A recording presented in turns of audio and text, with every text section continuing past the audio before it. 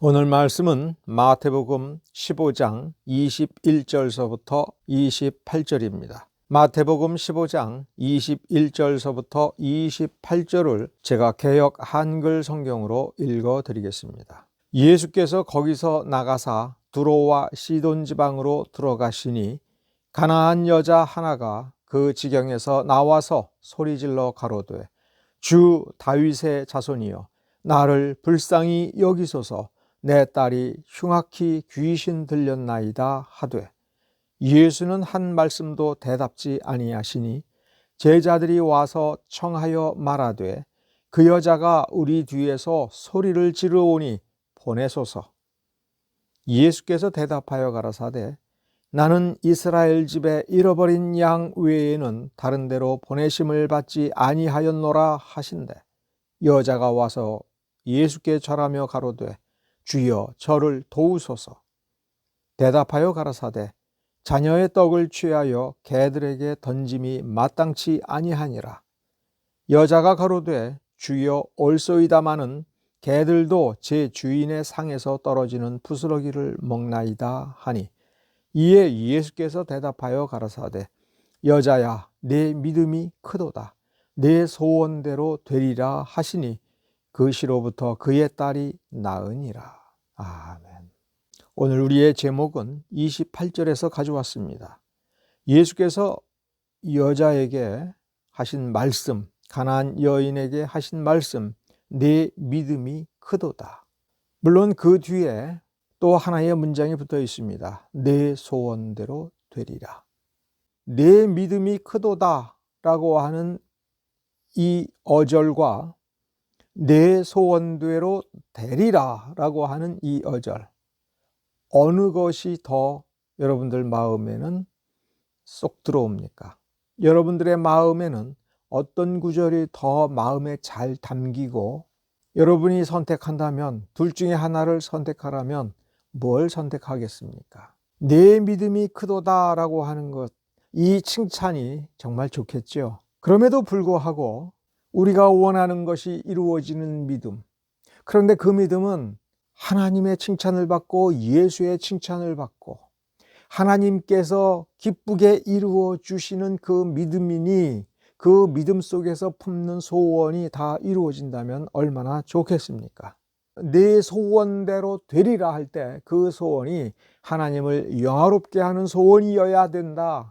정말 이타적이고 헌신을 위한 소원이다 하더라도 그 소원을 향하여 정말 주님께서 다가오셔서 내 소원대로 되리라 이렇게만 해주신다면 얼마나 좋겠습니까? 더군다나 그 이유는 예수님께서 직접 밝혀주시면서 내 믿음이 크기 때문이다. 내 믿음이 옳기 때문에, 내 믿음이 좋기 때문에 나는 내 소원을 들어주겠다. 이러면 얼마나 좋겠습니까? 그러면 믿음이 크다는 말이 뭔가? 믿음의 본질이 무엇인지 우리는 잘 모르지만 예수님께서 다가오셔서 내 믿음이 참 좋구나. 이렇게 칭찬해 주시면 얼마나 좋겠습니까? 근데 내 믿음이 좋다가 아니라 좋은 내 믿음은 참 크구나. 이러면 또 얼마나 좋겠습니까? 사실 마태복음 15장 전체의 주제는 정말 믿음의 본질, 성경이 가르치는 믿음의 그 본질적인 그것이 내 안에 있느냐, 그 부분을 논하고 있는 겁니다. 이 바리새인들과의 논쟁, 그리고 중간에 끼어든 예수님의 제자들의 발언들, 이렇게 어울려져서 정말 마태복음 15장에서 하나님께서 그리고 예수님께서 드러내고자 하는 것은 믿음의 가장 근본적인 본질이 뭐냐? 그 믿음의 본질은 영적인 것이기 때문에 사람들이 사실은 파악하려고 해도 알 수가 없고, 안다고 해도 정말 아는 것인지 알 수가 없고, 열매를 통해서 우리가 확인해 봐야 되는데, 또한 영적인 측면은 사람들이 제대로 분간하지 못하는 것이죠. 확인을 하되 그렇다고 해서 그것을 사람 마음대로 할 수는 없는 것입니다. 무언가가 우리 안에 있는 것이 제발 성경적이기를 바랄 뿐이지요.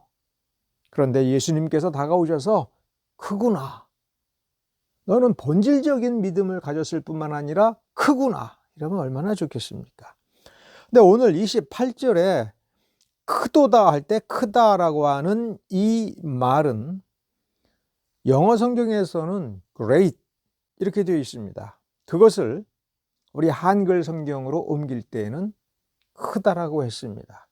그런데 크다라는 우리말은 great만이 큰 것이 아니라 big이라고 하는 형용사도 있습니다. big size. great이라고 하는 말은 단순히 big size일 때만 얘기하는 것이 아니라 뭔가 대단하다라는 뜻이 그 안에 있기 때문에 그렇습니다. 실제로 헬라어 본문에 있는 메가스라고 하는 단어는 그 의미 속에 기본적으로 뭘 깔고 있느냐면 대단하다, 위대하다, 웅장하다. 그러니까 웅장하다 그러면 벌써 무게감이 있는 거죠. 위대하다라고 얘기하는 것은 범상치 아니하다. 사람들이 해낼 수 있는 그 어떤 커다란 수준을 훨씬 뛰어넘는 그 어떤 놀라운 초인이 초인적인 힘을 발휘하고 초인적인 능력을 발휘하고 초인적인 재능을 발휘하여 그래서 다른 사람들이 감히 따라갈 수 없는 놀랍고 놀라운 어떤 것을 가리켜서 이 메가스라고 하는 단어를 쓴 것이 아닌가 이렇게 생각할 수가 있습니다. 그러므로 예수님께서 이 가나안 여인을 향하여 내 믿음이 크도다라고 이 번역은 좀 맹숭맹숭합니다. 이거를 great이라고 하는 영어 형용사 위대한, 웅장한이라고 하는 거를 좀 살리기 위해서 내 믿음이 위대하도다. 내 믿음이 정말 웅장하구나. 웅대하구나. 이렇게 칭찬했다고 한다면 이건 정말 놀라운 것이지요.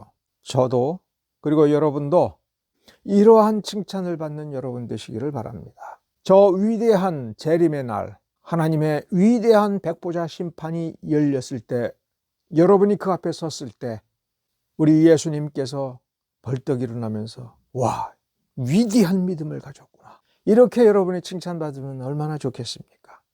그러한 여러분 되기를 바랍니다.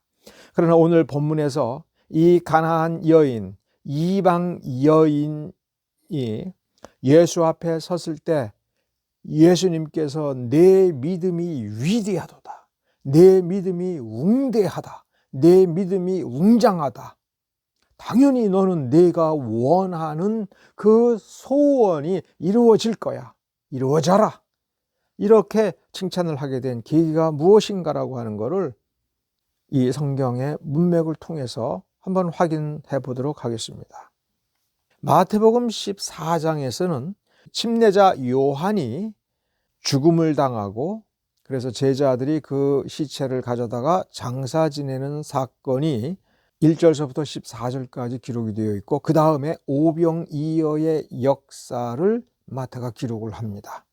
그 다음에 예수님께서 물 위를 걷는 사건이 일어납니다. 자, 머릿속에 잘 그리셔야 됩니다. 그 다음에 마태는 바리새인들과의 논쟁을 소개합니다.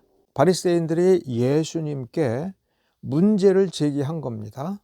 왜 음식을 먹을 때 손을 씻지 않느냐? 여기서 이 손을 닦는 건 위생의 문제를 지금 얘기하는 게 아닙니다. 논쟁의 핵심은 구약에서 말하는 성결의 원리가 무엇인지에 대한 바리새 전통의 입장과 예수님의 그 거룩에 대한 관념이 근본적으로 달라서 충돌하기 때문에 거기에 대해서 바리새인들이 분개하면서 예수님을 공격하는 겁니다. 성경에서 이야기하는 정결, 성결, 정화, 성화의 원리가 왜 너는 거꾸로 됐느냐 이렇게 바리새인들이 예수님을 공격한 겁니다. 예수님께서 지적한 것이 뭐냐면 사람은 속에 있는 것이 밖으로 나오는 게 사람을 불결하게 하는 거지 밖에 있는 것이 사람 속에 들어가는 것이 불결하게 하는 게 아니다. 다시 말하면 성결의 원리에서 불결한 음식을 먹었다고 해서 사람이 불결해지는 것이 아니고 깨끗한 것을 먹었다고 해서 그 사람이 깨끗해지거나 그 깨끗함이 유지되는 것이 결단코 아니다. 신학적으로 말하면 예수님께서는 바리새인들에게 너희들은 일종의 물질주의자고 자연주의자다. 너희들의 종교는 바깥에 있는 자연세계의 그 어떤 것에 의존하는 물질적 물리적, 세속적 원리를 가지고 있다. 너희들은 성경이 가르치는 죄의 본질, 죄로 말미암아 오염되고 부패되는 것에 대한 근본적 원리를 거꾸로 판단하고 있다. 예수님께서는 그렇게 지적을 한 겁니다. 성경에서는 사람을 불결하게 만드는 것은 어디서 나오냐면 사람 속에서 나온다고 얘기하고 있다. 성경은 이렇게 가르치고 하나님 아버지께서는 이렇게 가르쳤는데 너희들은 성경을 가르친다고 하면서 하나님께서 주신 대로 가르치지 않고 너희들이 임의대로 너희들 눈에 보기에 좋고 너희 생각에 좋은 대로 가르치고 있다. 성경을 다시 똑바로 봐라. 똑바로 들여다봐라. 예수님께서는 그렇게 말씀하는 거예요. 알고 보니 이 사람이 눈뜬 장님이다. 그러면 어떻게 해야 이 장님을 쫓아가는 사람은 자기가 장님을 쫓아가고 있는지 어떻게 해야 아느냐? 눈을 떠야죠. 자기 눈으로 봐야죠. 예수님의 말씀은 이겁니다. 내 눈으로 보라. 다른 사람이 반대한다고 해서 너도 그 사람의 말이 그럴듯해서 반대하거나 다른 사람이 좋다라고 해서 네가 보기에 그 사람 말이 그럴듯해서 그게 좋다라고 해서는 안 된다. 저 사람 말이 맞는지 틀리는지를 네가 판단할 줄을 알고 저 사람이 나보다 더 많은 지식을 가졌지만 곰곰이 생각해 보니 저 사람의 말은 사실에 근거하지 않고 있다. 저 사람은 말은 엉성한 것 같지만 보니까 사실을 말하고 있다라고 하는 이 분별력은 위대한 선생의 자질이 아니라 그런 자질이 없다 하더라도 내가 하나님의 자녀라면 하나님의 말씀이다 아니다. 저 사람이 가르치는 것이 하나님의 말씀에 부합한다 안 한다. 저 사람이 늘 하나님의 말씀을 잘 따르고 잘 분간하고 잘 가르치지만 이건 좀 이상하다. 우리 다시 한번 기도하면서 생각해 보자.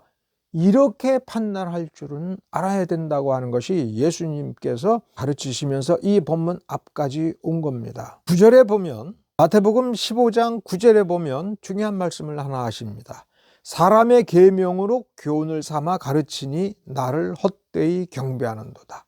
너희들은 입술로는 하나님의 말씀을 잘 가르치고 이 성경을 잘 분석해서 말하는 것 같은데 그래서 그 말은 맞을 때가 있다. 그런데 그렇게 말하는 너희들의 마음은 하나님에게서 멀리 떨어져 있다. 회중의 입장에서 들어봤을 때 저 사람의 말은 맞는 것 같은데 저 사람들의 마음은 틀렸다. 그럼 이 사람의 말은 맞는 거예요? 틀리는 거예요?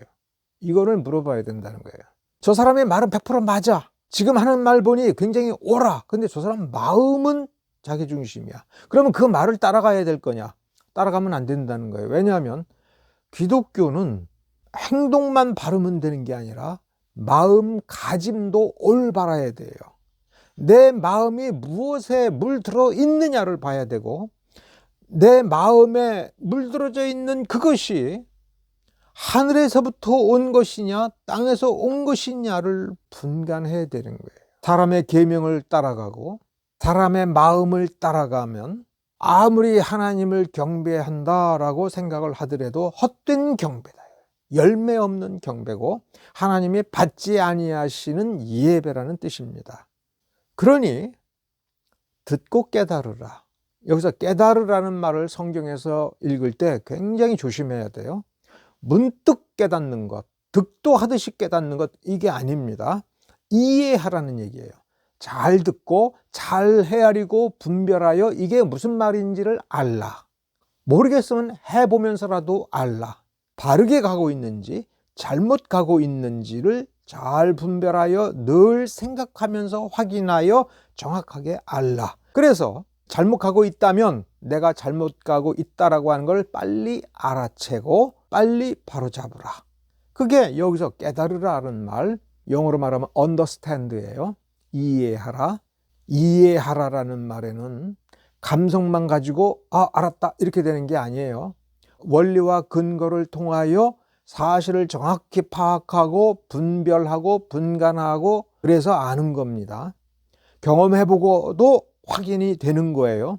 하나님의 말씀을 잘 들어보라. 그리고 성경의 원리를 잘 깨우쳐라.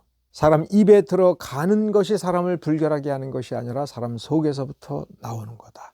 그러면 이 속에는 뭐가 있느냐, 이 속에 뭐가 있어야 되느냐 할 때 13절에 천부께서 심은 것이 있는 거다.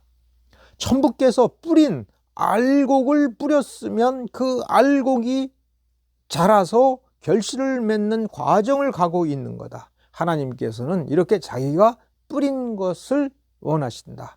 하나님께서는 자기가 뿌리신 것을 자기가 거두시고 자기가 뿌리지 아니한 것은 내치실 거다, 심판하실 거다, 뽑힐 거라고 말씀하고 계시는 겁니다. 이 말씀을 가지고 사람들은 몇 가지로 생각할 수가 있습니다. 첫째, 뭐라고 생각할 수 있냐면 예정된 자만이 구원을 받는다. 그렇죠? 천부께서 심은 자가 구원을 받는다. 단순하게 이 말씀을 보고 있는 겁니다. 단순하게 보고 있기 때문에 틀린 것은 아니에요. 아버지는 거저 얻으시는 분이 아니라 자기가 심은 것을 자기가 키워서 자기가 열매를 맺어서 자기 것으로 돌리시는 분이에요. 아버지께서는 인간에게서 나온 것을 받지 아니하신다. 맞는 말씀이에요. 둘째, 아버지께서 온 사람, 아버지께서 온 것만이 아버지에게로 인도해 준다. 그렇죠. 하나님이 세우신 선생이 하나님의 말씀을 있는 그대로 가르치고 그 말씀을 받아들이는 하나님의 택하신 자들이 그 말씀을 따라 나아가는 것이죠. 이렇게 생각할 수가 있습니다. 틀린 것은 아닙니다. 이런 몇 가지로 생각할 수가 있습니다. 그러나 우리는 여기에서 멈추지 말고 좀 더 깊이 들어가서 좀 더 구체적으로 좀 더 정확하게 이 말씀이 무슨 말씀인가를 찾아야 됩니다. 예수님께서는 유대와 갈릴리 그리고 오늘 본문에서처럼 이방인들이 사는 곳까지 두루 다니면서 말씀을 가르치시고 이적을 행하셨습니다. 그러면 예수님께서는 무엇을 찾고 계셨는가? 그렇죠. 아버지께서 심으신 자를 찾고 있었습니다. 또 한 가지는 불쌍한 자들을 불쌍하게 여겨서 자비를 행하는 의도에서 말씀을 가르치시고 이적을 행하시는 수도 있습니다. 그래서 이적을 맛보았다고 해서 다 구원받는 사람이 아닙니다. 그리고 예수님께서는 그러한 자기 능력을 자랑하기 위하여 말씀을 행하시고 이적을 행하신 것도 아닙니다.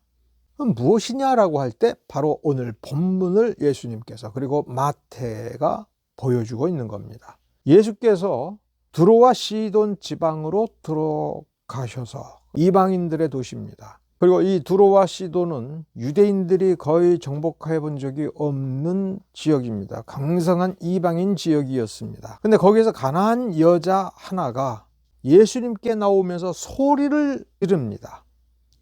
주 다윗의 자손이여 나를 불쌍히 여기소서, 나를 불쌍히 여기소서. 내 딸이 흉악히 귀신 들렸나이다. 이 여인의 심정을 느끼셔야 됩니다. 이 여인의 딸이 흉악하게 귀신 들려가지고 귀신 들린 이 딸이 하는 짓이 매우 흉악했던 겁니다. 감당이 안 됐던 거죠. 너무너무 괴로운 거예요. 자, 그러면 이 딸이 불쌍한 겁니까? 이 딸 불쌍하죠. 그런데 그런 딸을 둔 나는 얼마나 불쌍합니까? 그런데 이 가난한 여인이 이 흉악히 귀신 들린 딸을 둔 여인이 예수님께 나아가면서 주여 다윗의 자손이여 구원자여 메시아여 나 정말 불쌍한 여인입니다. 나를 가엾이 여겨주십시오라고 자비를 구하고 있습니다. 근데 예수님께서는 거기에 대해서 일체 대꾸를 아니하셨습니다. 모른 척 하셨습니다. 이럴까봐 이 여인은 소리를 지르고 야단을 피우고 있는데 예수님은 정말 모른 척합니다. 옆에 있던 제자들이 듣다가 아우 너무 시끄럽습니다. 저 뭔가 꾸짖으시고 야단을 쳐서 저 여자 저 입을 좀 막아버리고 못 쫓아오게 해야지, 이건 너무 시끄럽습니다. 왜 이렇게 얘기하느냐 하면 예수님께서 모른 척하고 저 여인을 외면하니까 제자들이 생각하기에 예수님은 저 여자를 버렸다 생각을 한 겁니다. 내가 저런 여자까지 내가 신경을 쓸 것인가? 이런 것은 아닌가? 이렇게 눈치를 채고 자 그러면 뭔가 한 말씀 하셔서 쫓아버려야 되지, 이거 우리 지금 너무 시끄럽습니다. 이렇게 말씀하시자 예수님께서는 마치 그 말이 맞다는 식으로 나는 이스라엘 집에 잃어버린 양 외에는 다른 데로 보내심을 받지 아니하였노라. 24절에서 분명히 말씀하시는 건 뭡니까? 아버지께서 심은 알곡, 그 알곡에만 나는 관심을 기울이지 그 외에는 나는 전혀 관심이 없다. 내 능력을 사용할 이유도 없고 내가 말씀을 가르쳐야 될 이유가 없다. 이런 식으로 말씀을 한 겁니다. 그러면 요 맥락에서 제자들은 또 이제 오해한 겁니다. 그러면 그렇지, 유대인에게 보냄을 받으셨겠지라고 생각할 수가 있는 거예요. 성경을 보면, 구약 성경을 유대적 관점에서 보면 예수님은 유대인의 메시아지 이방인의 메시아가 아니지 않느냐라고 착각하는 수가 있어요. 그렇게 가르친 것이 바리새인들이고, 이 제자들도 원래는 기본적으로 바리새인들의 가르침을 따라가다가 침례자 요한에 의하여 조금 달라졌다가 이제 예수님께로 건너와서 변화되어 가는 과정 중에 있습니다. 이 제자들은 아직까지 메시아라고 하는 이 존재가 우주적 존재이며 온 세상의 온 세대의 영원한 구원자로서 우리가 얘기하는 구세주, 십자가에 달리신 온 세상의 구세주라고 하는 관점으로 예수님을 파악하고 있지 못할 때입니다. 이 여자가 소리 지르는 것에서 끝내지 않고 뒤쫓아오는 것에서 끝내지 않고 예수님께서 자기 제자들하고만 말씀을 나누면서 이 여자를 외면하니까 이 여자가 달려와서 예수의 앞을 가로막은 셈이에요. 25절을 잘 읽어보면 가로막고 주여 저를 도우소서 이렇게 얘기했습니다. 내 딸을 고쳐주십시오. 이것은 소원인데, 그런데 그 소원을 어떻게 간구하고 있냐면 나를 불쌍히 여겨주시옵소서. 나를 구원하기 위하여 내 딸에게 있는 저 악한 귀신, 흉악히 귀신 들린 저 질고를 해결해 주십시오. 이게 내 소원입니다. 그러면 내 아이도 살지만 내가 구원받는 겁니다. 이 질고로부터 나도 구원받는 겁니다. 얼마나 괴로우면 이렇게 말을 하겠습니까? 중병에 걸린 식구가 있으면 온 식구가 고통을 당하죠. 그 중에 가장 큰 고통을 당하는 건 어머니죠. 내 죄 때문에 저런가? 내가 뭔 잘못을 했길래 저런가? 그 아이가 고통스러워하거나 귀신 들려가지고 해괴한 짓을 하거나 해괴한 말을 할 때에 어머니는 식구들 앞에 얼마나 괴로웠겠습니까? 너무너무 괴로웠던 거예요. 그러니까 나를 구원해 주십시오. 나를 도와주십시오. 나를 불쌍히 여겨 주십시오. 예수님께 와서 엎드려서 간구를 하는 겁니다. 예수님께서는 자녀의 떡을 취하여 개들에게 던지는 것은 마땅치 않다라고 뜬금없는 말씀을 툭 던진 겁니다. 개 취급을 했다라고 하는 것은 언어상의 표현입니다. 지금 뭐 하시는 거냐면 이 여인을 시험하고 있는 겁니다.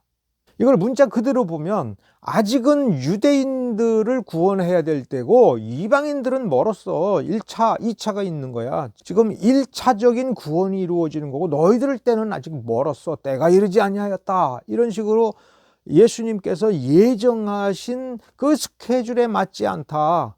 그리고 유대인들은 자녀고 너희들은 자녀가 아닌 개들이야. 이게 유대적 관점에서 지금 말하고 있다. 이렇게 해석을 하면 안 돼요.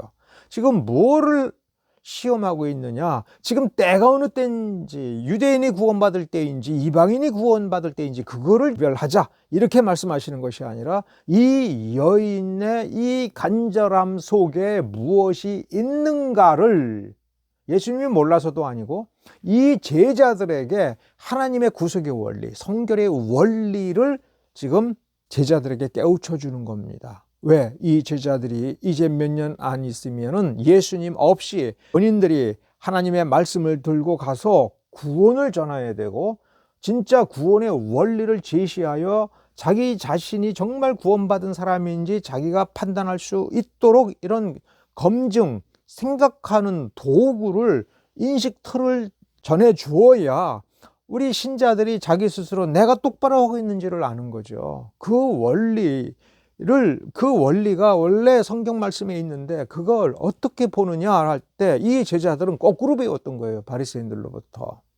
지금 이 여인은 밖에서부터 온갖 불결한 것이 안으로 들어가서 이방인으로서의 삶을 살고 있는 거고, 자, 이 귀신 들렸어요. 귀신이 원래 어디에 있었던 거예요? 바깥에 있다가 이 여인의 딸에게 들어간 거죠. 지금 여기서 문제는 귀신이 문제가 아니라 불결이 어떻게 안에 들어갔느냐 할 때 바깥에 있는 것이 들어간 것은 기본적으로 맞다. 아담과 하와가 자기 존재의 바깥에 있는 금지된 열매를 따먹고 그래서 불결해진 건 맞다. 외적인 측면에서는 그게 맞는데 그러면 그 열매가 그 행위가 영혼을 불결하게 했느냐? 이 질문이에요. 우리가 자세히 들여다보면 아담과 하와가 하나님처럼 되고픈, 하나님의 명령을 따르고 하나님께 순종함으로써 하나님께 은혜를 받아서 그가 더 좋은 존재가 되는 것이 아니라 하나님께서 하지 말라는 것을 해서라도 하나님께서 정하신 방법이 아닌 더 좋은 나름대로의 다른 방법으로 자기의 존재를 끌어올려서 하나님처럼 높이고자 하는 욕망, 욕구가 그 안에 먼저 있었던 것이죠. 이것이 사람을 불결하게 했다, 이렇게 보는 것이 진짜라는 얘기입니다. 제자들은 지금 어떻게 보고 있는가? 바리새인들은 어떻게 보고 있는가? 아니면 이 성경 말씀을 똑바로 알지 못하는 사람들은 어떻게 보기가 쉬운가? 우리는 어떻게 보기가 쉬운가? 이 부분을 시험하는 거예요. 그러니까 이 가나안 여인은 지금 믿음을 시험받는 게 아니라 이 여인을 통해서 우리가 지금 시험받고 있는 거예요. 우리의 시각은 뭐냐? 우리는 어떻게 보기를 원하느냐? 그런데 이 여인이 자기 속에 있는 것을 기꺼이 내놓습니다. 예수님의 말씀이 맞습니다. 근데 개들도 제 주인의 상에서 떨어지는 부스러기를 먹나이다. 이게 뭐예요? 주인을 알고 본질을 알고 자기 위치를 알고 순종하는 겁니다. 식탁에서 먹느냐 식탁 아래서 먹느냐 이게 중요한 것이 아니고 난 누구 거를 먹는 거예요? 주. 당신이 내 주인입니다. 근데 당신이 나를 자녀로 취급하든 개로 취급을 하든 당신이 나의 주인인 겁니다. 그 점을 보고 여자야 네 믿음이 크도다. 여러분 누가 뿌린 거예요? 하나님이 뿌린 거예요. 이 여자가 왜 칭찬을 받은 거예요? 그 속에 믿음이 있으니까. 그럼 지금 이 여인은 유대인의 정결의식을 통하여 유대인이 되었습니까? 안 되었습니다. 지금 이 이방인 여인이 자기를 불결하게 했던 모든 생활 습관 가운데 뭐 하나 고친 것이 있습니까? 아무것도 안 고쳤습니다. 그런데 이 믿음은 언제 있었습니까? 이방인의 삶을 살고 있을 그때에, 이방인들 사이에서 이방인의 관습대로 살고 있는 과정에서 이 여인은 언제부터인가 예수를 주로 믿고 다윗의 자손 메시아라고 믿고 저 예수는 나의 이 질고를 해결해 줄 수 있는 능력자다, 나의 구원자라고 하는 것을 믿고 있었습니다. 그러면 유대인의 관점에서 이 여인은 불결한 사람입니까?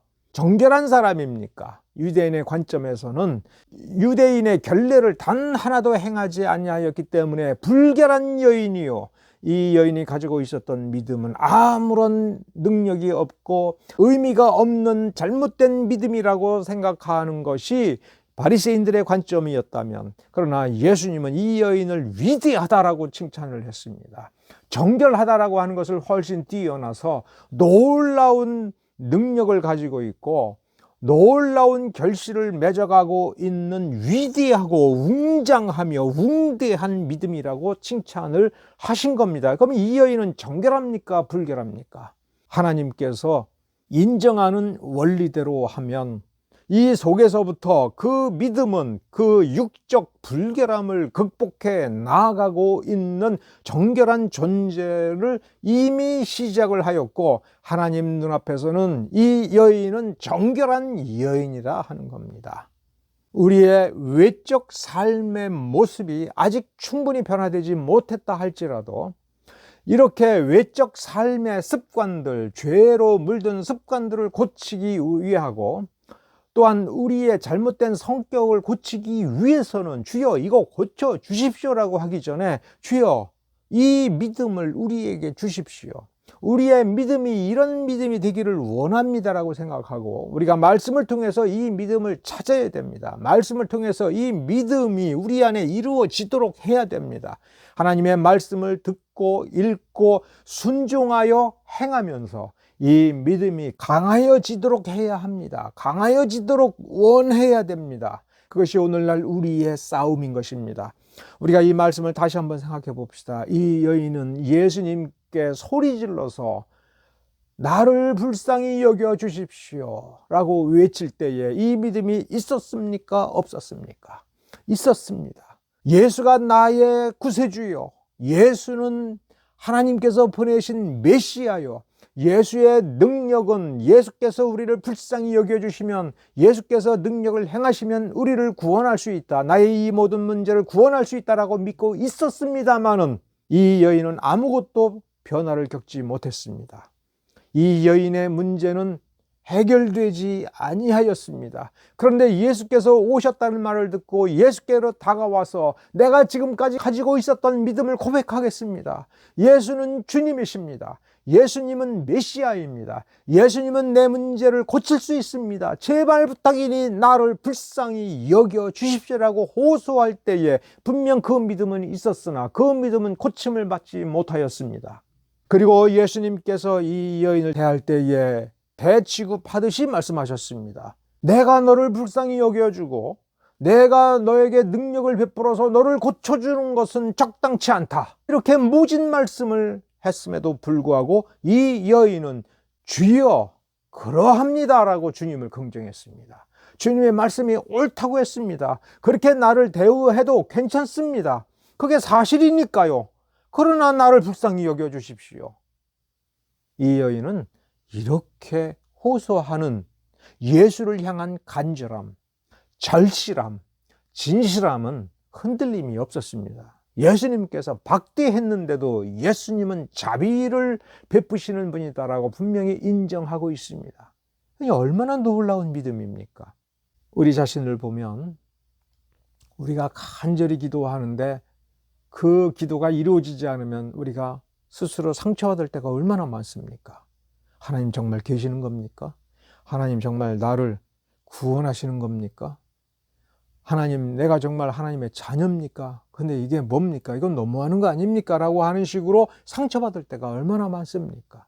예수님께서, 하나님께서 나를 대하는 태도가 무엇이라 하더라도 그게 중요한 것이 아니라 뭐가 중요하다고 지금 얘기하냐면 예수는 구세주라고 하는 것, 예수님은 주님이시라고 하는 것, 예수님은 자비를 베푸신다고 하는 것, 그러한 믿음, 그러한 주님을 끝까지 매달리는 그것이 진짜 믿음을 가진 자의 자세고, 그런 자세를 보인다면 그 안에서부터 이미 그는 거룩하여지고 있고 경건하여지고 있고 정결하여지고 있고 하나님의 능력을 경험하고 있다라고 하는 것이 이 본문을 통해서 우리에게 가르쳐주고 있는 겁니다. 하나님께서 예정하셨다라고 할 때 예정하셨느냐 안 하셨느냐가 중요한 것이 아니라 예정된 자에게는 하나님께서 이렇게 알곡을 심듯이 예수 그리스도의 보혈의 공로를 심어 주어서 이렇게 흔들림 없는 믿음을 가지고 그 믿음을 가지고 흔들림 없이 주님께로 나아가며 주님을 구하며 주님을 끝까지 인정하고 주님께 자비를 구하는 이 모습을 갖게 된다는 거예요. 그것이 위대한 믿음이다라고 본문은 우리에게 보여주고 있습니다. 기도하겠습니다.